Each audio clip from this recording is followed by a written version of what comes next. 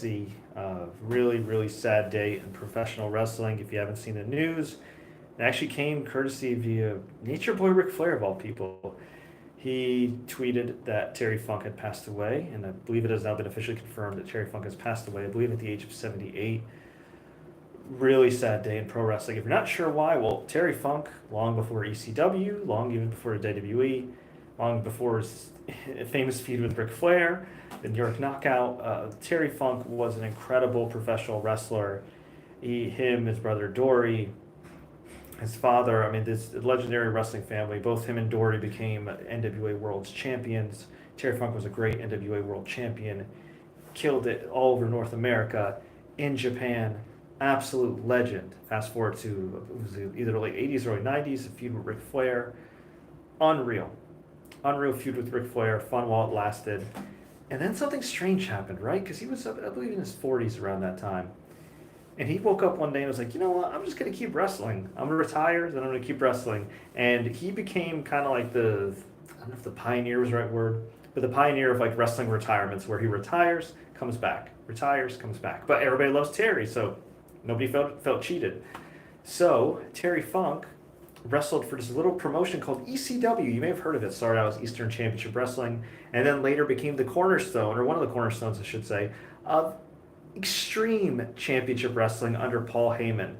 In 1997, at the time, I believe he became one of the oldest, if not the oldest, world champion in wrestling, which was just nuts, at least for that time period in 97. Won the ECW title, barely legal 97, ECW's first pay-per-view.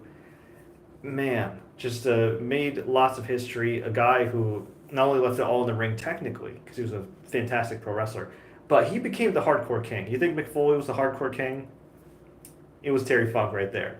Terry Funk did the death matches. Terry Funk did the barbed wire matches. I mean, like, he was a pioneer of all that stuff. And unlike a lot of the people now that just kind of do it and get a hot dog and a handshake, I mean, Terry Funk was already a star. And Terry Funk didn't have to do any of this stuff.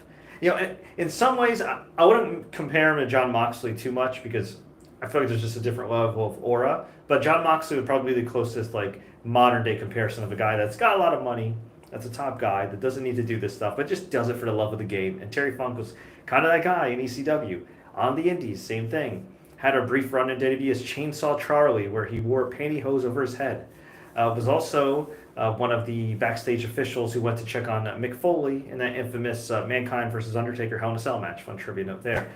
And yeah, over time, he still wrestled here and there. He even came back for ECW One Night Stand 2006, where he went up against his good friend Mick Foley, you know, with Edge and Lita and Tommy Dreamer and Buell McGillicuddy, which was chaotic.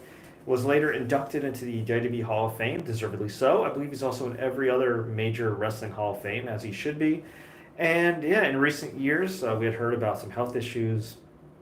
Saw some pictures of him looking old, and granted, you know, aging happens to everybody, but it seemed like he was kind of in a bad way, health-wise. And I'm not sure the cause of death right now. I don't want to speculate, but unfortunately, Terry Funk is no longer with us. But as a younger fan, you know, I'm a little bit older now, but as a younger fan who got into Terry Funk later in his career and went back and watched a lot of old tapes and old matches of his career earlier, I was going to say it was such a pleasure to see Terry Funk. It was such a pleasure to watch him wrestle. Just his passion. Even if you've never seen a Terry Funk match, even if you weren't even familiar with his background as NWA World Champion, like, that guy left it all out there in the ring. He had a special connection with the fans. If you go on Twitter, he has such a special connection with all his fellow wrestlers, young and old, people looking up to him. And he always led by example. And I never met the man personally, unfortunately. I don't think I even get to watch him live, sadly.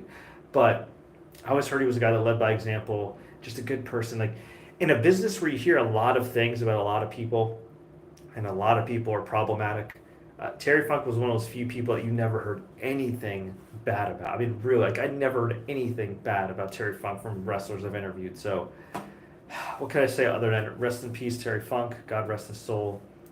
Thank you for all the amazing memories and our deepest condolences to his loved ones. R.I.P. Terry Funk.